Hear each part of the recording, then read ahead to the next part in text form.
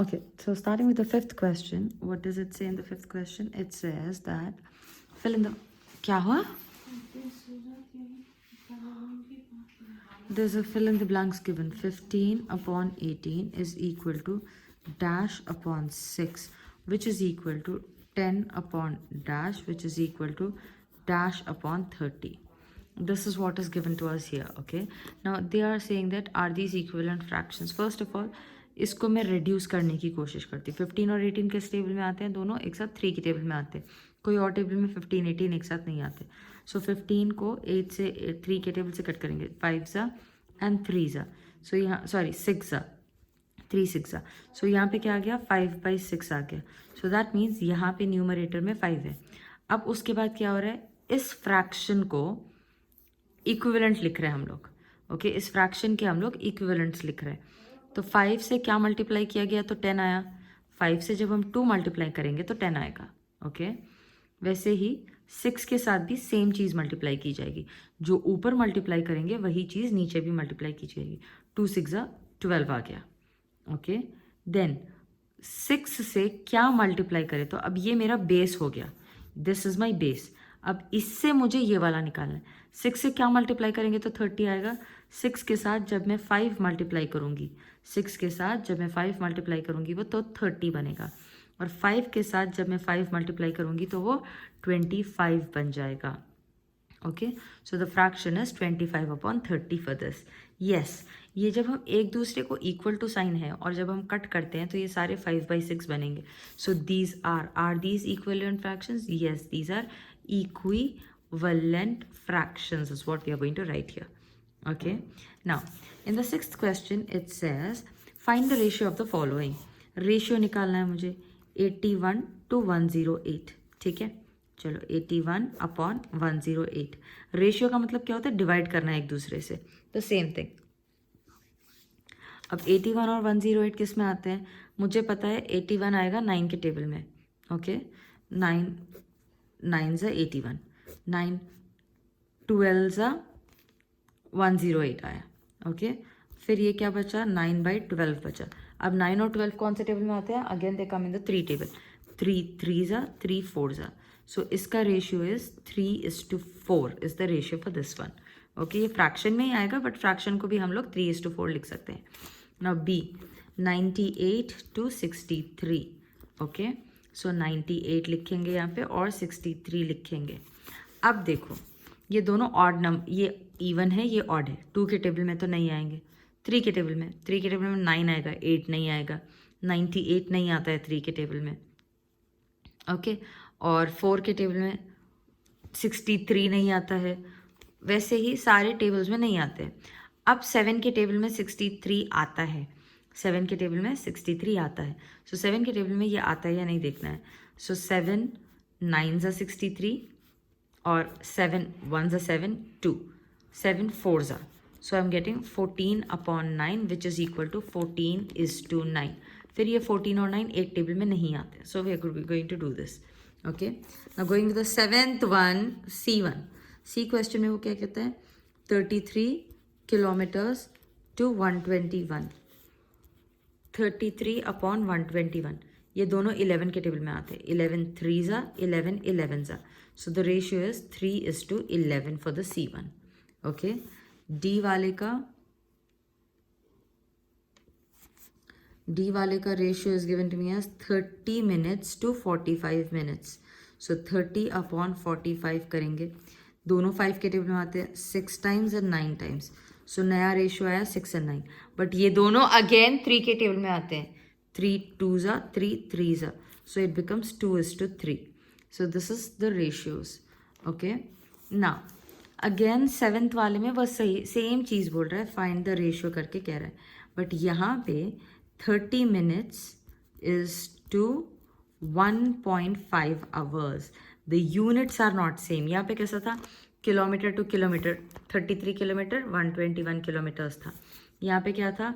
30 minutes 45 minutes था. अब यहाँ पे क्या है?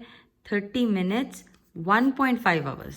तो ये जो बड़ा यूनिट है उसको हमेशा छोटे यूनिट में कन्वर्ट करेंगे. ओके, या फिर छोटे को भी बड़े में कन्वर्ट कर सकते हैं. 1 hour is equal to 60 minutes. Okay, 30 minutes is equal to how many hours? Cross multiply. 30 by 60, 0 0, 3 1s are 2s are 1 by 2 hour, which is equal to 0.5 hours भी ले सकते हैं हम लोग. ठीक है, तो बेट ऐसा भी कर सकते हैं, मैं बता रही हूँ. बट हमेशा क्या करना चाहिए, बिग को स्मॉल में कन्वर्ट करना चाहिए. ओके, सो ये जो आवर्स है 1.5 आवर्स, उसको हम कन्वर्ट करेंगे स्मॉल यूनिट मिनट्स में. Okay, so 1 hour is 60 minutes.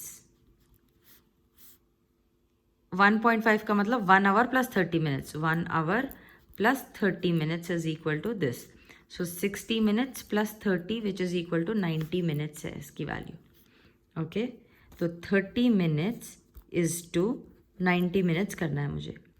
30 upon 90, 0 0 गया, 3 1s are 3s are. So the answer is 1:3 will be the answer for this one, A. अब B वाला देखते हैं. B में गिवन है 40 सेंटीमीटर्स टू 1.5 मीटर्स.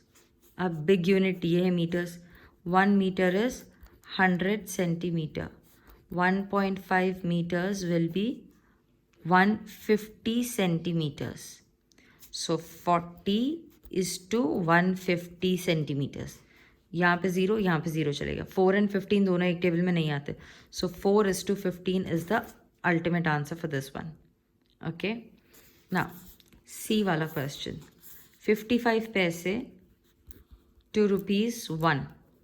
1 रुपये में कितने पैसे होते हैं? 1 रुपये में 100 होते हैं. 55 इज टू 100 पैसे. 5 के टेबल में आता है 5 11s are, 5 2s are, 0s are.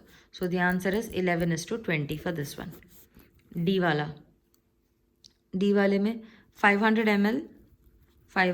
ml to 2 liters is given. 2 litre में कितना होता है? 1 litre is 1000 ml. So 2 liters will be 2000 ml. Okay, तो आप लिखेंगे 500 to 2000 ml. ये 2 0, ये 2 0 चलेगा. 5 1s are, 5 4s are. So 1:4 is the answer for this one. Okay. Going with the 8th question, it says that in a year Seema earns 1,50,000. Okay, 8th वाले में सीमा कितना earn कर रही है? सीमा earns 1,50,000. Okay, she saves 50,000. Saves 50,000. Find the ratio of money that Seema earns to the money she saves. A. Earn is to save का ratio निकालना है. So 1,50,000 is to 50,000 का रेशियो. ये 3 0, ये 3 0, ये 0, ये 0. 15 is to 5. So 5 के table में आते हैं 5 3s are, 1s are. So 3:1 is the ratio of earning to saving.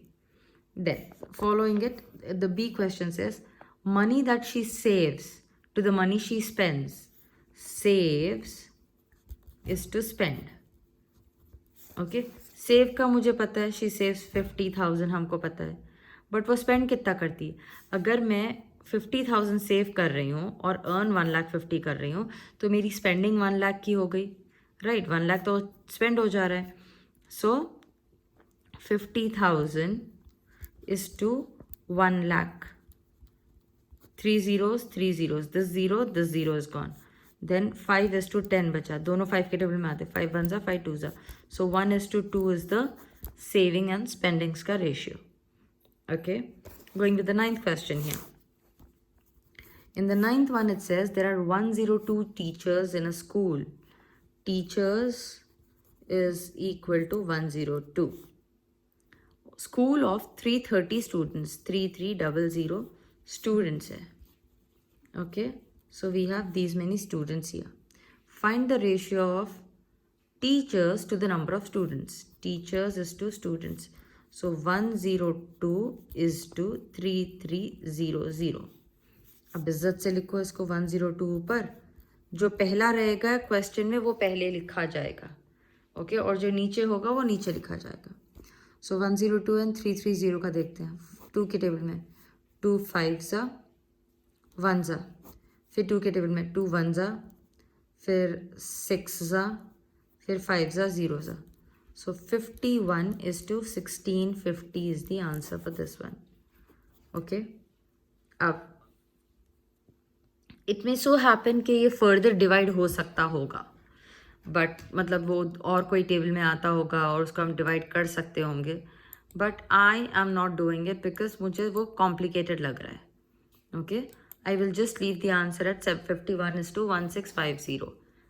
कोई प्रॉब्लम नहीं है. We can leave the answer there. If you want, you can start solving it as well. 3 के table में देख सकते हैं. 3 के टेबल में 51 आता है. हाँ आता है. ओके. 51 by 1650 है. 3 1 ज़ा 3 2 7 ज़ा 17 ज़ा आया. फिर 3 5 ज़ा, फिर 3 5 ज़ा 0 ज़ा 550 आया. 17 is to 550 is the answer that I am getting here. Right. Then that's it. इसके आगे नहीं होगा because 17 is a prime number in itself. तो इसके आगे हम लोग उसको नहीं लिख सकते हैं. Now going with the 10th question here. In the 10th one it says, in a college of out of 4320 students, their total number of students is this much. 2300 are girls. Find the ratio of girls to students. Girls है 2300 is to students है 4320. पहले zeros cancel हो सकते हैं, zeros को cancel कर दो.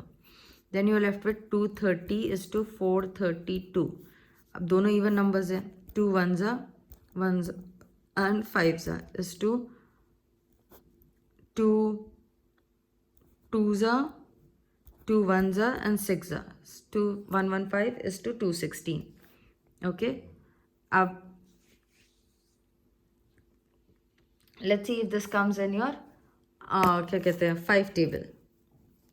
Okay 3 table, sorry 3 के टेबल में आता क्या देखते हैं. 3 3 ज़ा 9 10 11 12.